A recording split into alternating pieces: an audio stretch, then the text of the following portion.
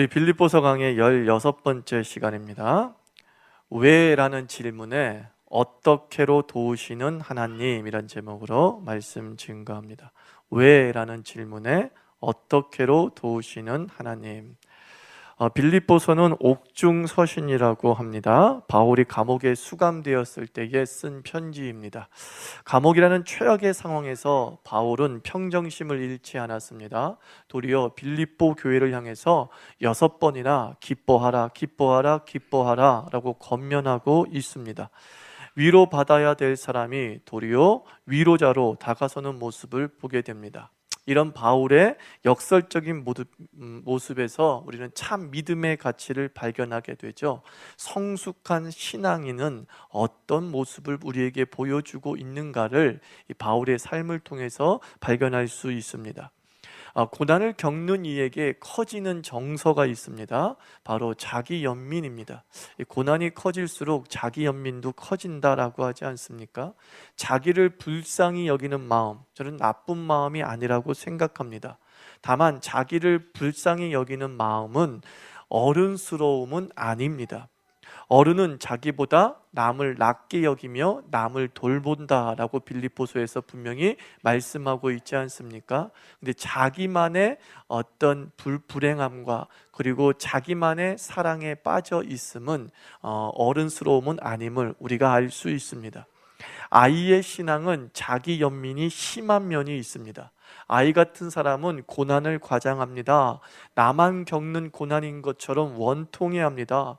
다들 잘 사는데 왜 나한테만 이렇게 힘든 일이 오느냐고 하면서 꺽꺽합니다. 온 세상 고난은 다 자기에게 몰려오는 듯이 반응합니다. 아이 같은 사람은 자기 고난을 과장하죠. 또 아이 같은 사람은 고립을 과장합니다. 아무도 날 도와주지 않는다고 서러워합니다. 세상에 나밖에 없음을 절감하면서 이렇게 원망과 함께 이렇게 골방에 움츠려 듭니다. 정말 나를 도울 자는 아무도 없어. 지금 이 순간에 내게 힘이 될 사람은 아무도 없어 라는 것이죠. 그렇다고 아이 같은 사람을 질책하거나 우리가 혀를 차서는 안 될 것입니다. 고난을 어른스럽게 대응할 수 있는 이들은 사실 아무도 없어요. 시간이 지나면서 어른스럽게 고난에 대응하는 것이지, 그 순간, 고난받는 그 순간이나 그 시점에 있어서는 누구나 다 아이 같은 모습으로 그 고난에 반응하게 됩니다. 성자도 통곡과 원망과 외로움에 빠지게 됩니다. 고난으로 인한 자기 연민은 어쩔 수 없습니다. 그래도 우리가 극복하고 죽여야 될 반응이 한 가지가 있습니다.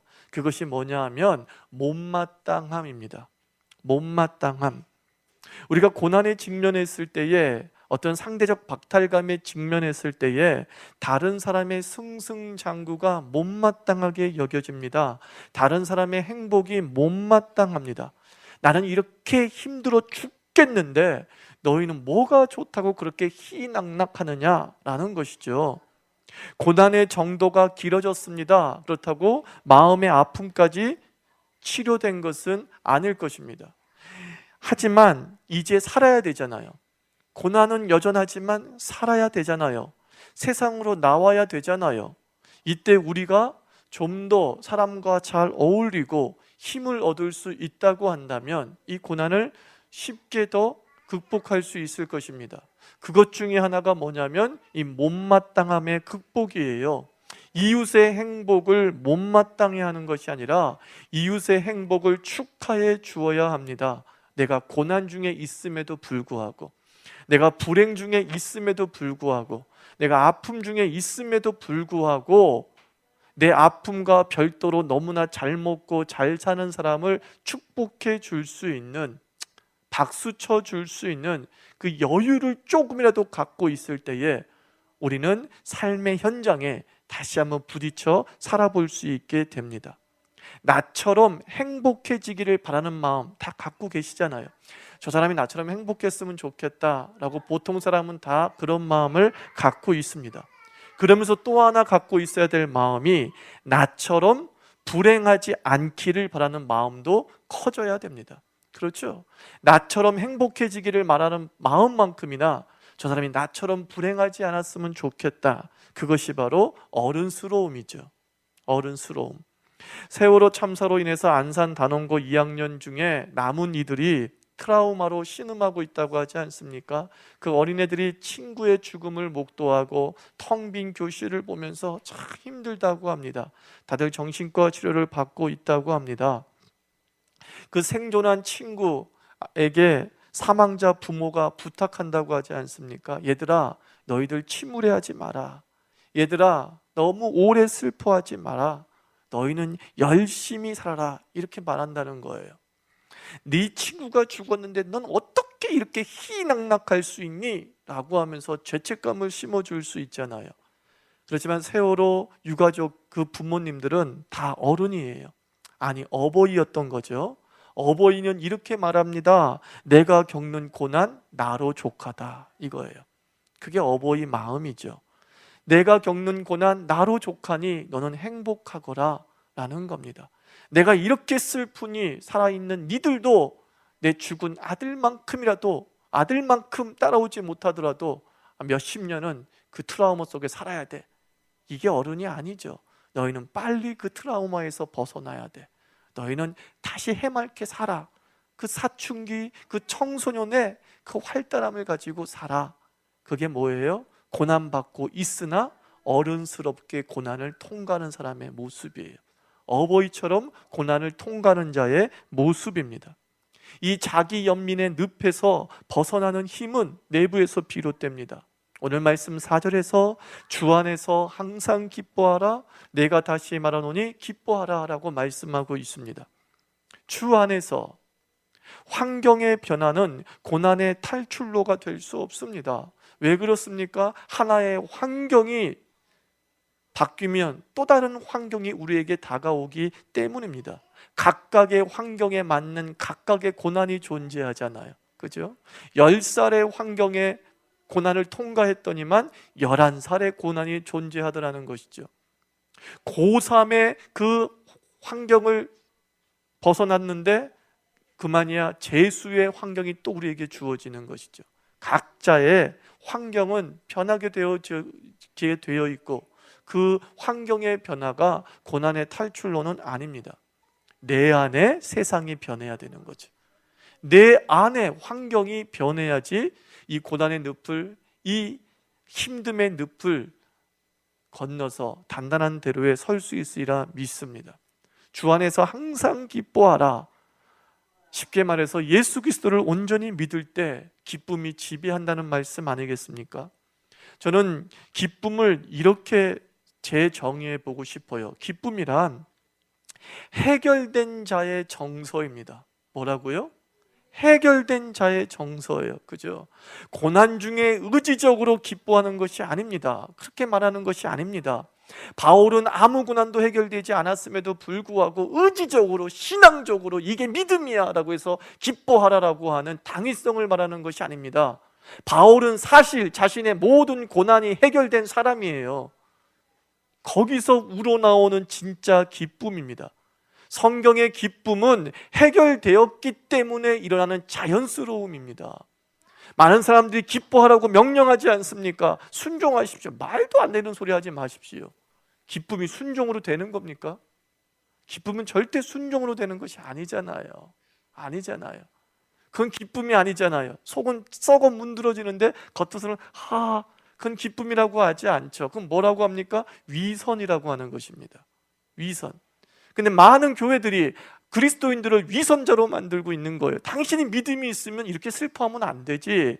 당신이 믿음이 있으면 이렇게 얼굴이 어두워서는 안 되지. 그러다 보니까 사람들이 위선자가 되는 것이죠.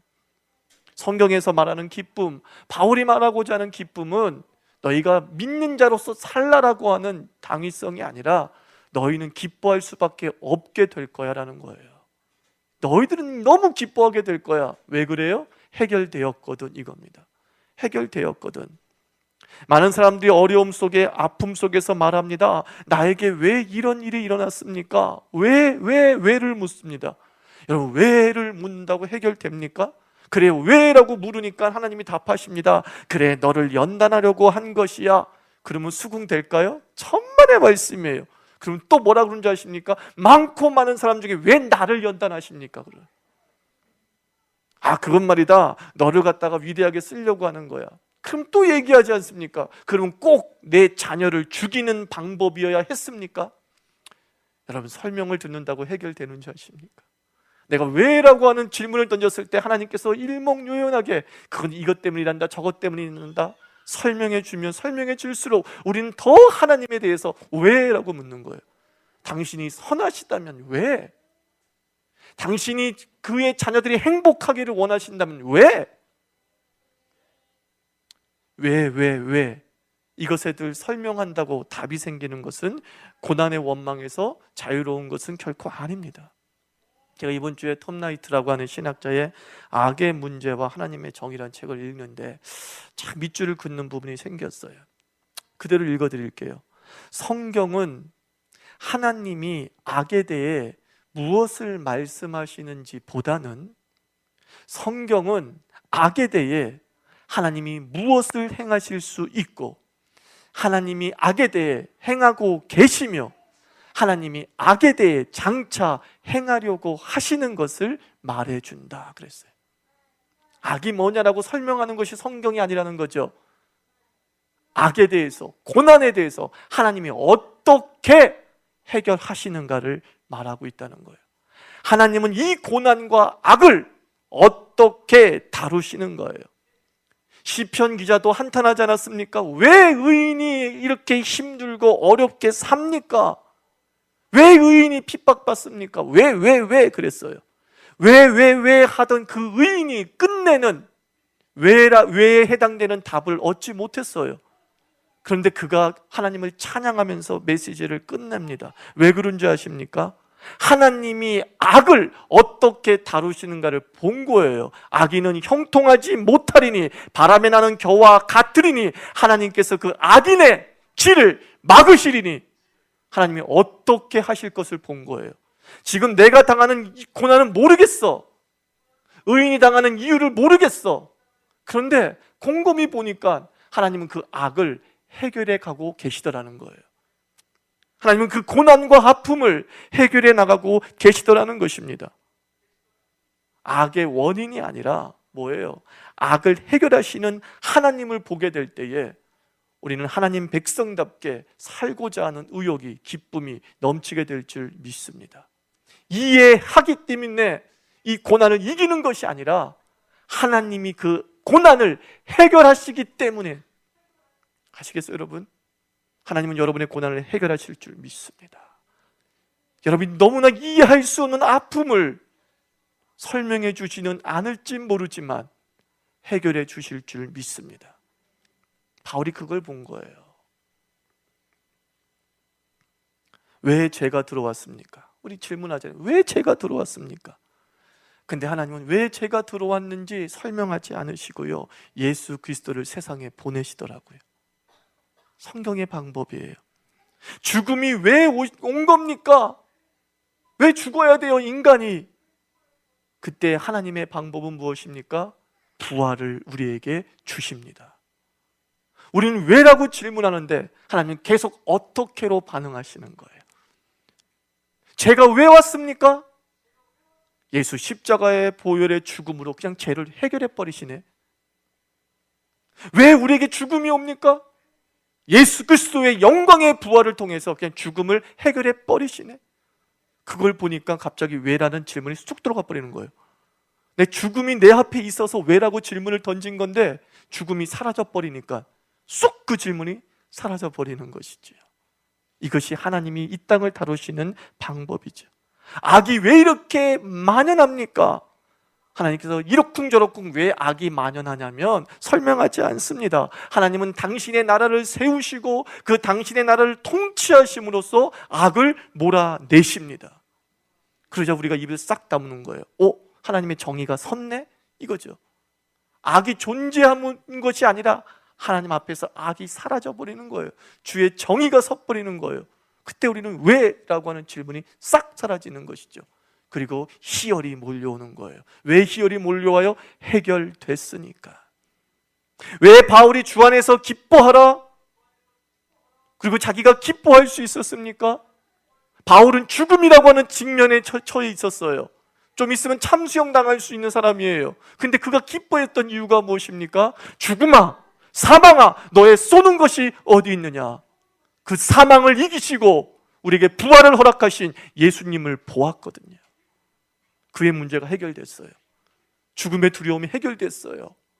그러자 그는 기뻐한 거예요. 믿음으로 기뻐한 게 아니에요. 하나님이 해결된 것을 보면서 생긴 자연스러운 기쁨인 줄 믿습니다.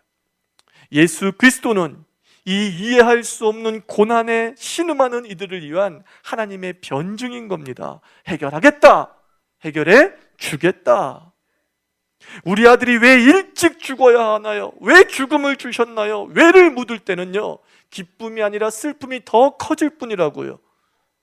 그렇기 때문에 바울은 얘기합니다. 주 안에서 예수 그리스도를 통해서 이루신 부활을 보시기 바랍니다. 예수 그리스도를 통해서 이루신 우리의 영생의 삶과 하나님 나라의 통치의 삶을 보시기 바랍니다. 내가 다시는 이 땅에 죽음이 지배하지 않게 하겠노라라고 하는 하나님의 굳은 해결책, 굳은 해결, 그것을 바라보자. 왜라는 질문에 명확한 답은 얻지 못했으나 더 이상 왜라고 고민하는 슬픔에서 탈출하게 되는 것이죠. 그리고 나도 모르는 희열이 몰려오는 거예요. 그래서 우리 그리스도인들 한 사람 한 사람이 이 왜라는 질문에 어떻게로 답하시는 그 하나님의 섭리에 저는 감사했으면 참 좋겠습니다. 그리고 이 예수 그리스도와 함께 우리 한 사람 한 사람이 환경의 변화가 아니라 내적 혁명을 거쳐야 되는 것이죠. 주 안에서 예수 그리스도와 같아지는 내적 혁명, 그리고 예수 그리스도께서 이루신 것이 내 것이 되는 그 내적 혁명, 예수 그리스도의 죽음과 부활이 객관화돼서 대상화되는 것이 아니라 예수 그리스도의 죽음과 부활이 주관화되어지고 내재화되어져서 나의 것이 되는 것이죠. 나의 역사가 되는 것이죠. 그 순간 우리 안에 해결된 기쁨들이 밀려오게 되는 줄 믿습니다. 성경은 말씀하죠. 너희 하나님의 온전하신가 같이 너희도 온전하라. 거룩은 하나님의 성품인데 너희도 거룩하라 라고 말씀했습니다. 신앙으로 산다는 건 뭘까요? 이렇게 하나님을 닮아가는 것입니다. 전인격적으로 하나님을 닮아가는 것이 신앙이죠. 근데 5절 말씀에서 주 안에서 기뻐하라라고 한 다음에 이렇게 말씀하잖아요. 너희 관용을 모든 사람에게 어떻게 하라? 알게 하라 라고 말합니다. 여러분, 고난의 때에, 처절한 아픔의 때에 우리가 왜 하며 신음하는 이를 위해서 줄 수 있는 위로가 무엇인지를 5절이 우리에게 가르쳐주고 있는 겁니다. 너희 관용을 모든 사람에게 알게 하라. 쉽게 얘기할게요. 하나님을 보여주라, 그런 뜻이에요. 마지막이 가까울수록 주가 가까우니라. 주가 가까운 그 시기가 어떤 시기겠어요? 가장 힘든 시기잖아요. 성경에 얘기하면 주가 오실 날이 가까울수록 처처의 지진과 기근과 아픔과 고통이 도사린다고 했어요. 고난의 시기예요. 어려운 시기예요. 그 어려운 시기 때 너희들이 할 일이 뭐냐면 너희 관용을 알게 하라. 다른 말로 뭐인지 아세요? 하나님을 보여주라라는 거예요. 제가 중학교 1학년 때 팝송을 듣기 시작했는데, 팝송을 들었을 때 아마 첫 번째 아니면 두 번째 들었던 곡인 것 같아요. 그게 뭐냐면 아직도 생생해요. 비디오 킬드 레디오 스타라는 노래가 있어요. 아십니까? 비디오 킬드 레디오 스타. 막 그래요. 막 웃는 사람들은 50에 가까운 사람이에요. 제가 지금 가슴에 너무 와닿는 거예요. 여러분, 하나님은 라디오 스타더라고요. 라디오 스타죠. 들리는 하나님이잖아요. 말씀하시는 하나님이잖아요. 그 하나님이 비디오를 원하는 이에게 비디오형 배우를 세우셨는데 그가 바로 우리예요. 우리가 하나님의 형상을 닮은 존재죠. 라디오 스타이신 그분이 그냥 역사의 전면에 나타나지 아니하시고 대신 비디오 배우를 한 명 세우셨어요. 사람을 통해서 들리는 하나님을 보여주게 만들었다는 것입니다. 근데 그 비디오 배우들이 스타가 되면서 하나님의 말씀대로 살지 않습니다. 하나님을 제대로 보여주지 않습니다. 그러니까 이 가사가 너무나 와닿는 거예요. 비디오 킬드 라디오 스타. 비디오 맨 킬드 라디오 갓. 보이는 사람이 라디오 하나님을 죽였다는 거죠. 보이는 사람이 들리는 하나님을 죽였어요. 이게 이 시대의 비극이에요. 죄라는 건 그거예요. 우리에게 하나님께서 너희는 나를 알게 하라, 보여주라, 비디오 존재로 살라라고 이 땅에 보내셨는데, 우리가 스타가 되면서 점점 먹고 살만하면서 하나님 없이도 살 수 있을 것 같은 능력들이 생기면서 라디오 스타를 죽여버렸어요. 하나님을 못 보여주는 거예요. 이 시대의 비극을 바울이 그렇게 얘기하고 있는 겁니다. 주께서 가까우시다. 수많은 우리 주변에 고난당하는 자들이 많아질 것이다. 우리 주변에 아파하는 자들이 굉장히 많아질 것이다. 그때 너희가 해야 될 일이 뭔 줄 알아? 비디오 스타가 돼야 돼. 하나님이 이렇게 해결해 주시는 분임을 너희가 보여줘야 돼, 이겁니다. 하나님이 죽음과 이 사방의 모든 고통을 이기시고 우리를 위해 하나님 나라를 예비하시고 준비하셨다는 것을 너희가 보여줘야 돼. 그러면요, 고난받는 중에 있는 자들이 힘을 얻는 것이죠. 설명을 들어서 힘을 얻는 게 아니라 하나님처럼 사는 자들, 해결된 기쁨 속에 살아가는 그 영광된 모습들을 보면서, 아, 그렇지, 저희들도 나와 똑같은 고난 가운데 있었는데 근데 어찌하여 저들이 저렇게 기쁘게 살 수 있는 것이지? 그들의 눈에 본 대로 우리에게 다가오는 것이죠. 그리고 그에게 예수를 소개했을 때, 그에게 하나님 나라의 복음을 소개했을 때 그도 우리처럼 해결되는 기쁨을 맛보게 될 줄 믿습니다. 우리는 지금 라디오 스타를 죽이고 있지는 않는지 점검해 봅시다. 관용, 이해하고 받아주는 거잖아요. 왜? 이렇게 말하는 사람들에게 우린 도리어 이렇게 말하지 않습니까? 왜 그러지? 이거에도, 아, 저 사람 왜 저러지? 아, 왜 저렇게 힘들어하는 거야? 우린 도리어 이렇게 말해요. 하나님, 나는 왜 이렇게 힘들어요? 라고 말하는 사람한테 뒤에 가서 수근수근 하면서, 아, 저 사람 너무 오래 슬퍼하지 않냐? 아, 왜 저러지? 성격이 왜 저러지? 아, 성격이 왜 이렇게 좁아 터지고 소심하고 A형이지? 우린 또 다른 왜로 고난받는 사람을 죽여버리고 있는 거예요. 누가 여러분 보고 설명하라고 그랬어요? 누가 여러분 보고 고난의 이유를 말해주라고 그랬어요? 하나님은 그렇게 우리를 세운 게 아니잖아요. 하나님 우리로 하여금 스피커로 세운 것이 아니라 비디오 스타로 세웠잖아요. 어떻게 너희들이 그 고난이 해결됐는지만 보여주면 되는 거야. 근데 우리는 자꾸 입으로 라디오 스타가 되려고 그래요. 아, 그건 말이죠, 저건 말이죠. 지도 이해 못하는 말로 막 설명하면서, 그리고 그 지도 이해하지 못하는 말을 상대방이 이해 못하면 뒤로 돌아서서, 아, 저렇게 생각이 짧지, 이래버리는 거죠. 2번 죽이고 3번 죽이는 거죠. 욥기의 친구들이 그랬잖아요. 욥의 친구들이 참 관용이 없었어요. 그냥 받아줌이 없어요. 이해함이 없어요. 우리가 상대의 입장에서 서지 못할 때 위로자가 아닌 가해자가 되고 맙니다. 여러분, 우리나라 대다수의 국민이 이제 골프를 망국적인 스포츠로 간주했던 시대가 있었잖아요. 뭐 환경 파괴적인 스포츠라고. 그래서 어떤 목사님이 막 골프를 절대로 반대했다는 거예요. 그래서 우리나라에서만큼은 골프가 대중화되어서는 안 된다라고 생각했던 그런 목사님이 있었어요. 근데 어느 날 그 목사님이 골프 치는 사람들을 인정하기 시작하는 거예요. 그러면서 설교 때도 뭐 좋은 스포츠예요 라고 말하고 시작했습니다. 이유인즉 그 목사님이 성경적인 원리를 발견했다는 거죠. 시편 23편에 푸른 초장으로 나를 인도하시고 뭐 막대기와 뭐 지팡이로 나를 안위하시고 막 이러니까 이 막대기 안위가 골프 채고 뭐 푸른 초장이 골프장이고 농담이고, 실상은 왜 그분이 골프에 대해서 이해를 하기 시작했느냐? 그 목사님 교회가 성장을 했어요. 교회가 성장하면서 여러 교인들이 들어오면서 어떤 경제적인 차이가 나는 성도들도 막 들어오게 됐어요. 그러면서 이제 교회가 재정적으로 안정이 됐어요. 그러니까 뭐냐면 한마디로 이 목사님 마음에 여유가 생겨버린 거야. 여유가. 딱 마음에 여유가 생기는 그 순간부터 사람을 이해하는 폭도 넓어졌다, 이렇게 말하더라고요. 그러니까 저는 깨달음을 얻었어요. 뭐냐면 부유해지면, 여기서 부유해짐이라는 게 뭐냐면 마음의 여유죠. 우리가 부유해지면 관용이 넓어집니다. 저는 이 하나님께서 신앙의 덕목으로 관용을 주신 것이 아니라 신앙이 있는 자들이 저절로 나타나는 현상이 관용이에요. 그 하나님의 부유하심을 체험한 자들은, 그죠? 그 하나님 예수 그리스도께서 그의 부유하심으로 우리를 가난케 하심은 우리의 가난을 부욕케 하려 하심이라. 이것을 깊이 체험해서 너무나 그 큰 부유함에 도달한 자들은 나도 모르게 생기는 덕목이 뭐예요? 관용이에요. 이해하게 돼요. 품어주게 되는 역사가 벌어집니다. 아이가 공부 안 하고 텔레비전만 보면 대부분의 부모는 역정을 냅니다. 하지만 어느 날 마음껏 텔레비전 봐도 되는 날이 있대요. 엄마가 갯돈 타는 날. 그때만 마음에 확 여유가 생겨서 뭐 먹고 싶어? 좀 오늘 쉬어?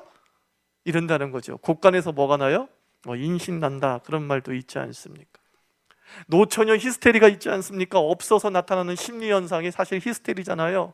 막 극장에서 머리 맞대고 영화 보는 커플들 사이에 막 밤송이 집어넣고 싶고, 그리고 막 어깨 동무하는 사람들 지나게 스킨십하는 하고 걸어가는 커플들 보면서 기도한다 그러잖아요. 주여 어서 오시옵소서, 그런 거죠. 주여 어서 오셔서. 이 타락하고 윤리적으로 이렇게 방종한 시대를 언제까지 참으실 겁니까? 그런다고요.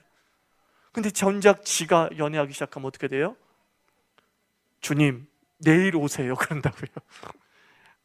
결혼하고 난 다음에 오세요, 이런 식이 되는 것이죠. 마음의 여유가 얼마나 중요하죠.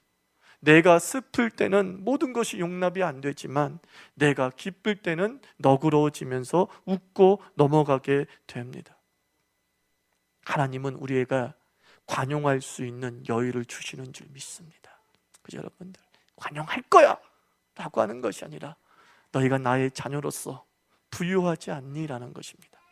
혹이라도 여러분들이 관용이 부족하다면 이것입니다. 내가 부자라는 것을 아직 모르고 살기 때문입니다. 여러분은 부자입니다. 하나님의 부유하심이 우리의 것이요, 우리를 상속자 삼으시어서 그 하늘의 모든 것을 우리에게 주신 줄 믿습니다. 그리하니 어찌 관용하지 않을 수 있겠냐라는 것입니다. 관용을 알게 하라. 너희가 기쁘다는 것을 보여주라. 너희가 부자라는 것을 보여주라. 너희가 행복하다는 것을 보여주라라는 거잖아요.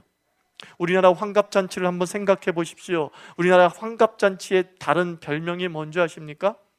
환갑잔치를 무슨 잔치라고 했냐면 거지잔치다라고 했어요. 거지잔치. 60이면 오래 산 거예요, 옛날에. 그래서 장수의 기쁨을 많은 사람이 즐기도록 환갑잔치를 3일 동안 하고 4일 동안 잔치를 베풀었어요. 그때는 거지들이 마음껏 그 집에 들어와서 먹고 마실 수 있었어요. 그래서 환갑잔치를 거지잔치라고 했어요. 내가 장수했다는 기쁨이 다른 사람에게도 뭐가 돼요? 기쁨이 돼요. 내가 장수했다는 기쁨이 거지에게 문을 열어주는 관용으로 표현이 되어져요. 참 멋지지 않습니까? 우리 이렇게 살았으면 좋겠습니다. 나눔이라는 게 무엇입니까? 내가 기쁨의 증거예요. 나눔이라는 것은 우리가 당원적 명령으로서 순종해야 될 내용이 아니라 내가 얼마나 기쁜지를 이 땅에 보여주는 쇼예요, 쇼. 나 되게 기뻐, 내가 되게 오래 살고 있어 라고 하는 놀라운 기쁨들을 나 혼자 느끼게 하는 것이 아니라 거지같이 사는 사람들에게 배부름을 베풀어 줄 수 있는 것, 그것이 관용이다라고 말씀하고 있습니다. 우리가 크리스마스 때 구룡마을을 한번 섬기겠다고 계획을 세웠습니다. 크리스마스가 얼마나 기쁜 날입니까? 예수 그리스도께서 이 땅에 오신 날이요, 우리를 구속해 가시기 위해서 자신의 모든 것을 버리신 날이요, 우리에게 하나님의 자녀가 되는 권세를 주신 놀라운 날들의 시작이 성탄절입니다. 그러면 우리는 성탄절을 통해서 우리가 얼마나 기쁜지를 보여줄 필요가 있죠. 그래서 거지잔치 하는 거예요. 나만 기뻐서는 안 되기 때문에 우리 모든 자들이 우리의 문 안으로 들어와 그 기쁨을 3일 동안 4일 동안 축제로 누리라. 바울은 말합니다. 너희 관용을 알게 하라. 너희가 얼마나 부자인지 알게 하라. 너희가 하나님의 은혜 가운데서 어떻게 해결함을 받은 존재인지를 알게 하라. 너희가 라디오스타 하나님을 비디오로 잘 보여줬으면 좋겠다. 이렇게 말씀하는 겁니다. 오늘도 말씀을 맺으면서 현재 진행적인 고난과 아픔이 다 있는 줄 믿습니다. 이해하지 못할 그런 어려움도 여러분 속에 있는 줄 믿습니다.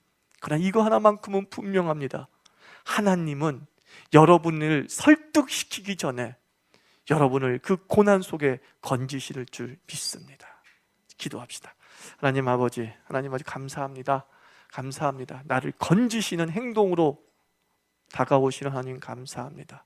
나의 모든 걸 해결해 주심으로 다가오시는 하나님 감사합니다. 이해할 수 없는 그 상황에서 나를 건져내시며 주 안에서 주가 주신 그 모든 부유함을 누리게 해주심을 감사합니다. 이제 우리가 걸출한 비디오 스타가 되어서 하나님을 기가 막히게 드러내는 자, 내 안의 기쁨을 기가 막히게 연기하는 자 되게 하여 주시옵소서. 네, 기도하겠습니다. 하나님